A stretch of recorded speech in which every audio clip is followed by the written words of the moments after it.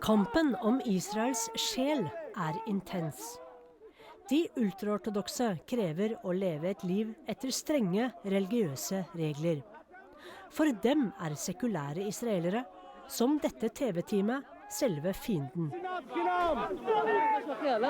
Kvinner bes gå på motsatt side av veien, og ikke her ved synagogen, står det på dette skiltet.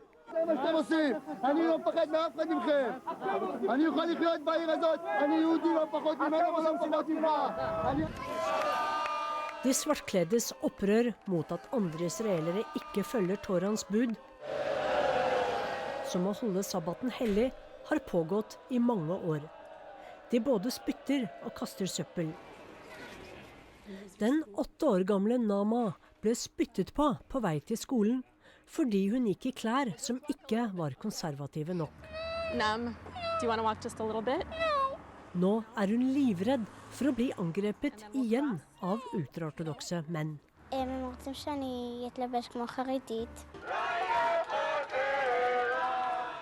Protestene lot ikke vente på seg.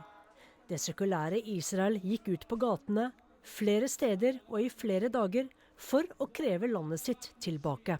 אנחנו נאבקים על הפנים של מדינת ישראל, זה לא רק בית שמש ולא רק הדרת נשים, זה כל הגורמים הקיצוניים שצצו מתחת לפני השטיח ומנסים לכפות עלינו את השקפת עולמם. De ultraortodokse har makt siden de sitter i regjeringen. Men like fullt statsminister Netanyahu også opprørt. המשטרה עושה ותעשה, קודם כל, לעצור ולפעול נגד מי שיורק, מי שמרים יד, מי שמתנכל, ואני מבקש גם משרדי הממשלה ומרשויות האכיפה לפעול להסרת שלטים שמפרידים מדרכות. אין לזה מקום במדינה דמוקרטית חופשית.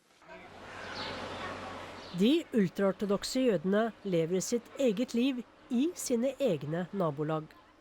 Men siden hver familie får mellom 8 og 12 barn hver seg, de svartkledde den gruppen som vokser raskest i Israel. Og de overtar stadig flere nabolag i byer som Jerusalem. De sekulære og mindre religiøse israelerne rømmer til Tel Aviv, kystbyen som betraktes som syndens pøl av de ultraortodokse. De mest religiøse krever at kvinnen i minst mulig grad skal synes i gatebildet. Og Gud forby ikke opptre offentlig som dette, eller sitte sammen med menn foran på bussen. אישה כשרה היא קודם כל נידונה בצניעותה. ואם היא יושבת מאחורה זה לא בושה, זה לא השפלה, זה לא פחות שווה. היא פשוט צנועה, וזו דרכה של אישה יהודייה אמיתית. We believe that the public sphere in Israel should be open to everybody. And today we have minorities, extremist minorities, from the ultra-Orthodox communities that are trying to force their own way of life and beliefs on the public in Israel, on the seculars, on the modern religious, and we are trying to fight it and to allow anyone from anywhere to sit wherever he wants on the bus and to walk in any street he wants and to go into any business he wants. Israelerne som kjemper mot teokratiet og mot et rabbinerstyrt Israel, kjemper for et åpent og et tolerant land. I think that this struggle is a struggle about what will happen in Israel in the next 20 years and what will be the face of Israel. And because of that, it's not just about advertisements, and it's not just about buses, and it's not just about women singing. It's about the face of Israel. Og dette Israel i dag, kastet inn i en indre kamp der ingen vil gi seg. På Jerusalems linje 40 det blevet usædvanligt at stige på bussen gennem fordøren, hvis man altså kvinde. Her bag bussen sidder kvinderne. Heroppe foran i bussen kan vi se, at der sidder mændene. Ultraortodokse jøder de mest konservative og rettroende. Deres regelsæt dikterer adskillelse mellem kønnene, Og selvom de ultraortodokse jøder udgør en minoritet i Israel, er kønsopdelte busser blevet et hverdagsfænomen. לא, כשצפוף, אז עומדים ביחד, זה לא... גברים ונשים ביחד, כשצפוף האוטובוס. אז עומדים ביחד גברים ונשים. בצפיפות, זה... לא מעוניין. På over 70 buslinjer sidder mænd og kvinder adskilt. Joel Kreuz tilhører den mest konservative ultraortodokse retning inden for jødedommen. Han kører aldrig selv i bus. Der er for mange kvinder. Og derfor kunne vores interview også kun foregå inden døre. אני לא מבין איך שניקח לדוגמה, הילרי קלינטון, היא פתחה אמרה שמודאגת מאוד מהפרדה. עכשיו, מה היא רוצה באמת? שכולם יהיו כמו בעלה? זה מה שהיא רוצה? Joel Kreuz tillader sig på intet tidspunkt at se på mig under interviewet. Han følger blot jødisk lov, siger han. Men hvor står de regler henne, spørger vi. אני לא זוכר איזה, זה בשולחן ערוך, אני לא זוכר איפה זה... זה לא... יכול לעשות לבדוק. אני לא יודע אם יש לי את זה ב... זה הלכה מפורשת, זה לא... אנחנו אפילו לא לומדים את זה. זאת אומרת, אתה יודע כאילו מגיל אפס שזה ככה.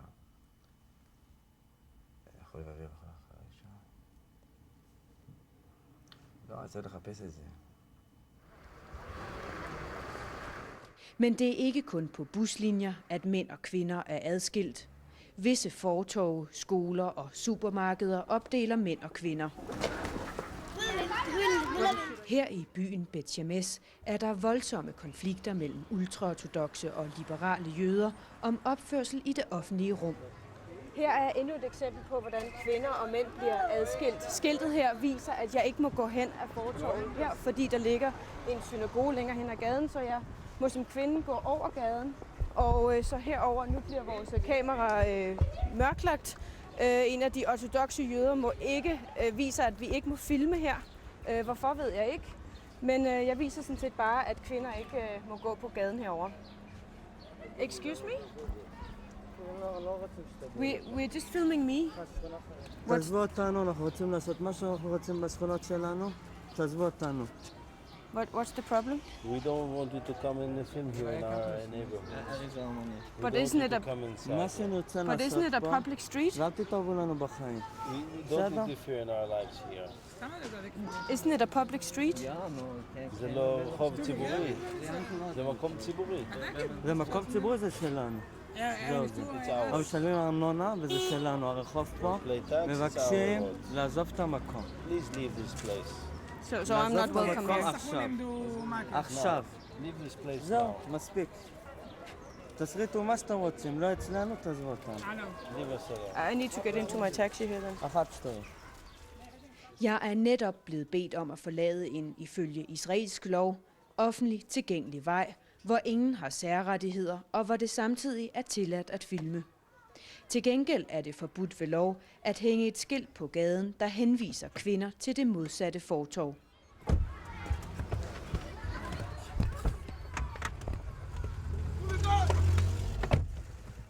Ifølge rettighedsaktivister og demokratiforkæmpere er tendensen klar og skræmmende. It's not only about modesty. It's also about women considered less than men. Men bag linje 40 er der meget lidt bekymring om kvinders lighed med mænd. Det handler mere om at hjælpe mændene med at styre kvindebegæret. We're not doing it because we're being oppressed. We're not doing it because we're yelled at or we're abused. We're doing it because we want to help them out and make life easier for them. Yeah. I don't believe we're segregated. I believe that we're working as a team here. Skiltet her i bussen fortæller, at alle er frie til at sidde, hvor de vil. Pigerne har dog et forslag til, hvordan de ikke-religiøse kan håndtere kønsadskillelsen. This isn't just a free country. This is a country based on a Bible. So if you don't want to adhere to these rules, or if you don't believe in these rules, you're welcome to leave. No one's keeping you here, and you can go to America, you can go to Europe, you can go to any other country. Like the rest of the world is open, you know.